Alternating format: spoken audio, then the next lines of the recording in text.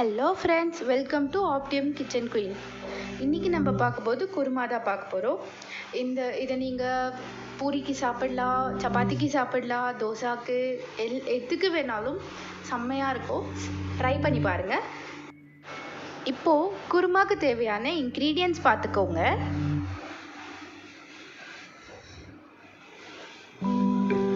First நான் ஒரு தட்டில் சோம்பு, அப்புறம் ஜிஞ்சர் கார்லிக், அது நட்சத்திர சோம்பு சொல்லுவாங்க, அடுத்து பட்டை, பே லீவ்ஸ் எடுத்திருக்கேன், பிரிஞ்சி இலை, அதுக்கப்புறம் கிராம்பு எடுத்திருக்கேன். இன்னொரு பிளேட்டில் ஆனியன் கட் பண்ணி வச்சுருக்கேன் 2, அடுத்து டொமேட்டோ 2, ஒரு உருளைக்கிழங்கு எடுத்திருக்கேன். நெக்ஸ்ட்டு பீன்ஸ் ஒரு 10 எடுத்திருக்கேன். நெக்ஸ்ட்டு கேரட் ஒரு 1 எடுத்துக்கோங்க, எனக்கு ரொம்ப பெருசு அதனால் நான் 1 எடுத்திருக்கேன். அடுத்து ஒரு பேனில் நம்ம ஆயில் போட்டுக்க போகிறோம். அது ஒரு 3 ஸ்பூன்ஸ் போட்டுக்கோங்க. நம்ம ஏற்கனவே ஒரு பிளேட்டில் வச்சுருக்க கிராம்பு, பட்டை அது எல்லாத்தையும் இதில் போட்டுக்கோங்க. கார்லிக், ஜிஞ்சர்,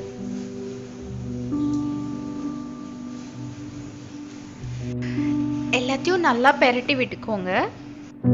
அடுத்து நம்ம கட் பண்ணி வச்சிருக்க வெங்காயமும் தக்காளியும் போட்டுக்க போகிறோம். அதை நல்லா பரட்டி விட்டுக்கோங்க. அது ஒரு கோல்டன் ப்ரௌன் கலர் வர வரைக்கும் நல்லா பரட்டி விட்டுக்கோங்க. அதே மாதிரி ஒரு கப்பில் நம்ம பீன்ஸ் எடுத்து வச்சுக்க போகிறோம். எப்பவுமே குருமாக்கு பீன்ஸ் தான் ரொம்ப மேஜரான ஒரு திங், அதனால் அதை நம்ம சேர்த்துக்க போகிறோம். அதை ஒரு 10 நிமிஷம் ஊற வச்சுக்கோங்க.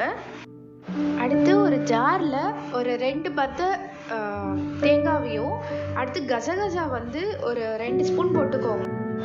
அதை நல்லா அரைச்சி எடுத்துக்கோங்க. நெக்ஸ்ட்டு நம்ம வெங்காயம் தக்காளி நல்லா வதங்கிட்ட உடனே உப்பு சேர்த்துக்கோங்க. அடுத்து அதில் கொஞ்சம் மஞ்சள் தூள் சேர்த்துக்கோங்க. 1/2 டீஸ்பூன் சேர்த்தா போதும். நெக்ஸ்ட்டு ஒரே ஒரு வரமிளகாய் எடுத்துக்கிட்டால் போதும். ஏன்னா நம்ம சில்லி பவுடர் யூஸ் பண்ண போகிறோம், அதனால் ஒரு வரமிளகாய் போதும். அடுத்து கேரட், பட்டாணி, பீன்ஸு, பொட்டேட்டோ எல்லாமே போட்டு நல்லா பரட்டி விட்டுக்கோங்க.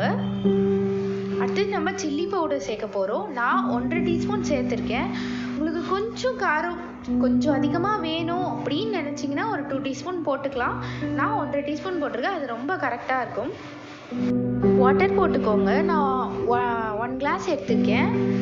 நல்லா அந்த காயில் நல்லா மிதக்கிற மாதிரி இருக்கணும், அது நல்லா வேகணும். ஒரு 10 நிமிஷம் இல்லைன்னா 15 நிமிஷம் அது வெந்தால் போதும். பாருங்கள், அந்த காயில் மிதக்கிற அளவுக்கு அதில் தண்ணி இருக்கணும், அப்போ தான் கரெக்டாக இருக்கும். அடுத்து நம்ம என்ன சேர்க்க போகிறோம்னா தேங்காய் நம்ம அரைச்சி வச்சுருக்குது இப்போ குருமால சேர்க்க போகிறோம். அது சேர்த்திங்கன்னா நல்ல ஒரு டேஸ்ட் கிடைக்கும். நான் ஏற்கனவே சொன்ன மாதிரி தேங்காவையும் கசகசாவையும் போட்டு தான் நான் அரைச்சிருக்கேன். கொஞ்சம் தண்ணி வேணும்னா கொஞ்சோண்டு தண்ணி யூஸ் பண்ணிக்கோங்க.